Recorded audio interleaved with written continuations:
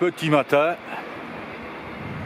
On va où? On va à Bugarache, le sommet le plus élevé des Corbières. Alors, on n'est pas au Népal, hein, ici. Le sommet le plus élevé des Corbières, c'est un peu plus de 1300 mètres. Montagne pour beaucoup de gens qui est magique. Montagne sacrée pour certains. Montagne inversée, en tout cas pour les géologues, c'est une particularité de cette montagne. Elle n'est pas la seule dans ce bas monde. Mais c'est ce qu'on appelle une montagne inversée, c'est-à-dire les couches sont inversées. Allez, on y va, c'est parti, parce que là, il va quand même falloir un peu monter, même si on n'est pas au Népal.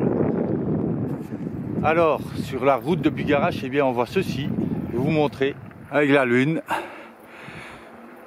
C'est le château du Bézu.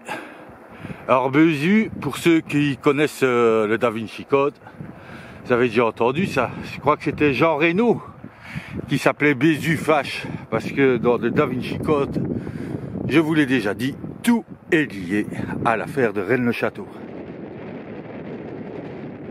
Nous nous rapprochons du Pech de Bugarache et à notre gauche, nous voyons le village de Bugarache. Bugarache, le village des fous par excellence, enfin, c'est ce qu'on dit. Le village et le Pech de Bugarache sont depuis longtemps synonymes de mystère et de folie. Les adeptes de l'ésotérisme ont très tôt mis en relation l'affaire de Rennes-le-Château et le Bugarache. L'imposante stature du Bugarache, les formes évocatrices de certains rochers ont servi de relais à des interprétations fantastiques, pour ne pas dire fantasques. Il y a quelques dizaines d'années, des auteurs ont affirmé que cette montagne abriterait non seulement des portes spatio-temporelles, une agartha, des phénomènes inexpliqués et un abri à soucoupe volante. C'est que depuis l'avènement des philosophes des Lumières, Darwin, la séparation de l'Église et de l'État, le déclin de la religion catholique et la prise de conscience d'une nature en déséquilibre, nombreux étaient ceux qui éprouvaient le besoin de trouver de nouveaux repères, quitte à réinventer de nouveaux paradigmes. En 2012, certains individus interprètent erronément le calendrier maya, et il commence à se murmurer que la fin du monde serait prévue pour le 21 décembre 2012. D'après eux, ceux qui se retrouveraient au-dessus du Bugarache à ce moment-là seraient peut-être sauvés de cette fin du monde, emmenés par des extraterrestres. L'homme s'est attaqué par un requin, je vois rien du tout là. Ah, c'est mort. On peut rien faire, c'est mort. À 15 minutes près là, c'est dommage. Oh là là. Ça va les vacances sinon, monsieur? Bah. Si l'histoire fait bien rire dans la vallée, le maire, lui, prend ça très au sérieux. Il panique à l'idée d'un mouvement de foule qui, là-haut, pourrait s'avérer catastrophique. La nouvelle se répand, la presse s'en empare, l'histoire dégénère. Plus de 200 gendarmes sont déployés sur la zone. Oui, on est en train de sécuriser le périmètre ici. Hélicoptères, forces spéciales, tout cela sous le regard de 250 journalistes du monde entier venus assister à la présumée venue d'une foule en délire.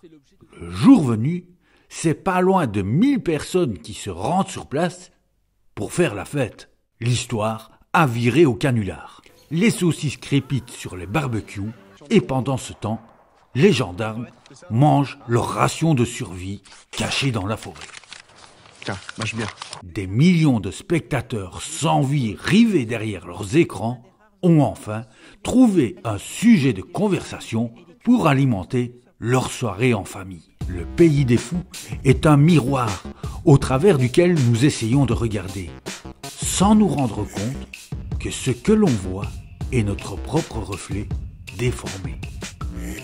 Bugarache, son artère principale, ses nombreux commerces, la foule, c'est mort.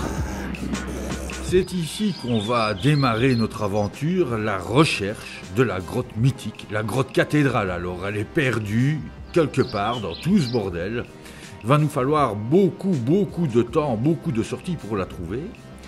Et ici, si on regarde bien, nous allons voir de la pareidolie. La pareidolie se trouve que l'être humain a la capacité de voir, d'imaginer dans des formes végétales, minérales, eh bien, des formes animales ou humaines.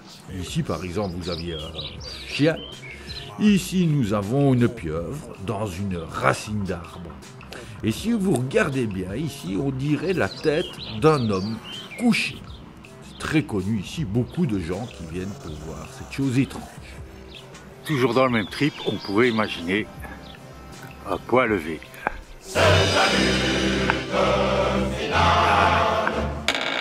Quand même, pour dire qu'ici, en fait, on est quand même dans un trip musical. La musique, vous avez dit que c'était du son. Ici, ce qu'il y a, c'est des vipères. Alors, c'est pas la peine de crier, elles sortent complètement, leurs oreilles, pour peu qu'elles en aient, ne fonctionnent pas. Donc, en fait, ici, ça va fonctionner par les vibrations. Donc, ça veut dire que de temps en temps, il va falloir marcher avec des pas un peu plus appuyés, histoire qu'elles comprennent qu'il y a quelqu'un qui vient et qui se barre. Voilà, c'est le truc, comment la musique, même en forêt, pour éviter les vipères, eh bien ça marche.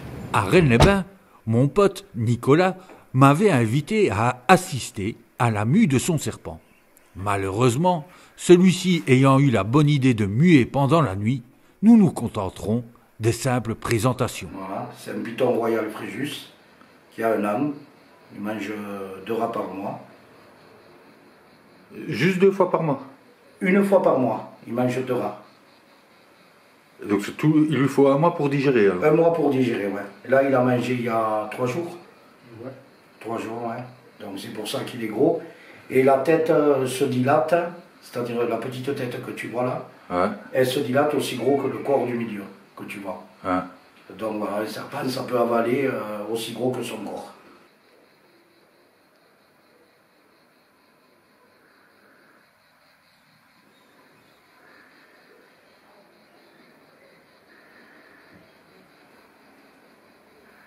Ça, c'est une écharpe Pierre Cardin, c'est ça? Tu veux le prendre? Please, no! No!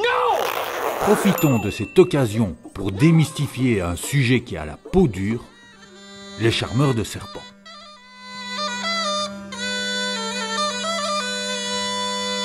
Comme je viens de le dire, les serpents sont dépourvus d'oreilles externes.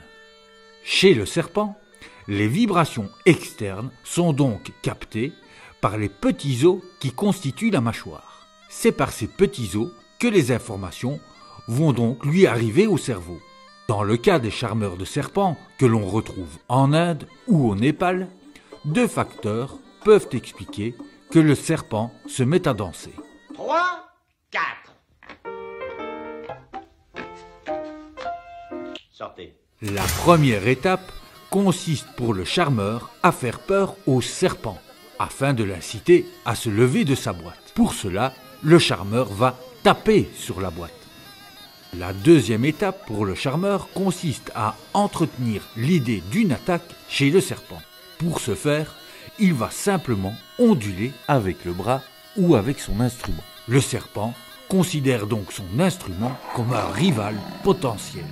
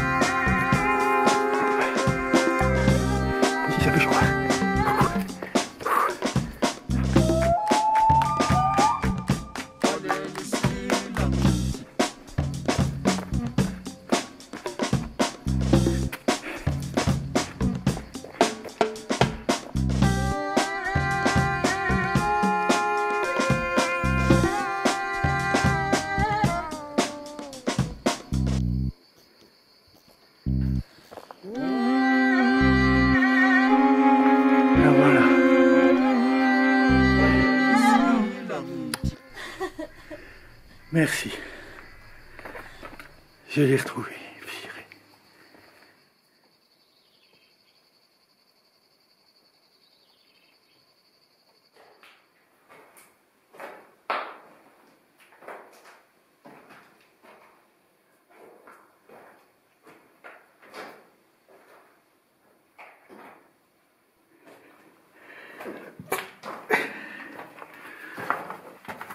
Alors, vous pourrez se foutre de moi parce que appeler ça la grotte cathédrale, vu d'ici, ça laisse rigoler, quoi. Vous allez voir une fois qu'on va passer ça, pourquoi on l'appelle la grotte cathédrale.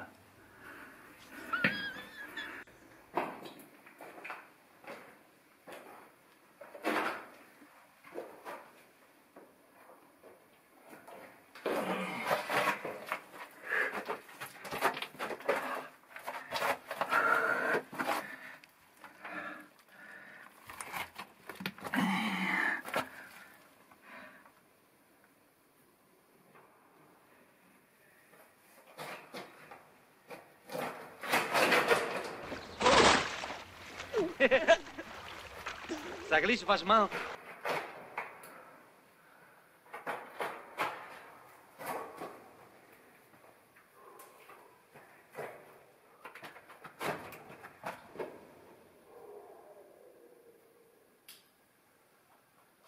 Alors, si vous vouliez savoir pourquoi on l'appelle la grotte cathédrale, je vais couper, je vais mettre les lumières et vous allez comprendre pourquoi.